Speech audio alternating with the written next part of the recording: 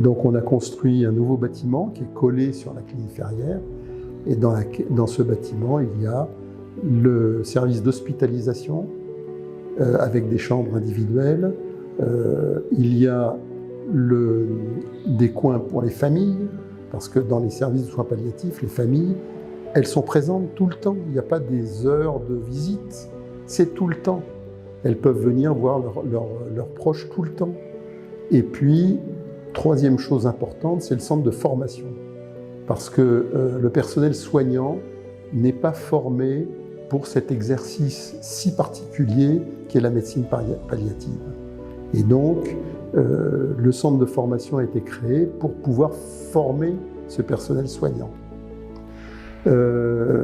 Grâce à mon ami, le docteur Claude Grange, qui est un spécialiste des soins palliatifs en France, il a créé son unité de soins palliatifs dans l'hôpital de Houdan, en région parisienne, où il exerce. Et il a accepté, quand je lui ai parlé de ce projet, il a accepté bénévolement de venir à Maurice pour organiser l'unité de soins palliatifs et la formation.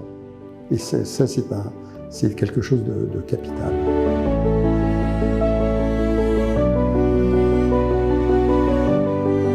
Alors, dans les soins palliatifs, effectivement, il y a un coût, mais c'est un forfait. C'est un forfait journalier qui est all inclusive, c'est-à-dire que ça comprend la chambre seule, qui est en suite, les soins médicaux, tous les médicaments, les visites des médecins. Si les médecins doivent passer 5 fois par jour, c'est compris dans le forfait, les repas, les familles, les bains thérapeutiques, enfin tous les soins qui sont autour de la médecine palliative sont inclus dans ce forfait. Ce forfait, il est de 15 000 roupies par jour. Mais quand vous comparez à une hospitalisation, disons classique, dans le curatif, on vous fait payer la chambre particulière, après on vous fait payer chaque visite de médecin, chaque examen, chaque prise de sang, chaque pansement, etc., etc., etc. Ce qui fait qu'à la fin du séjour, la facture, elle est beaucoup plus importante.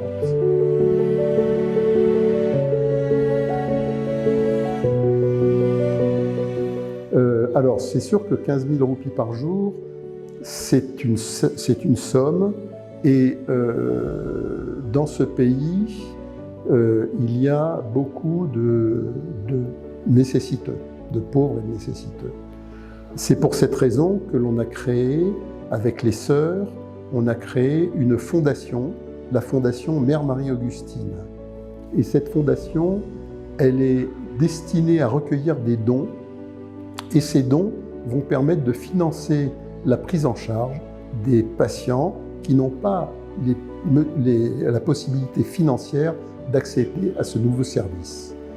Depuis 2 ans que cela existe, la Fondation a ainsi pu prendre en charge une quinzaine de patients.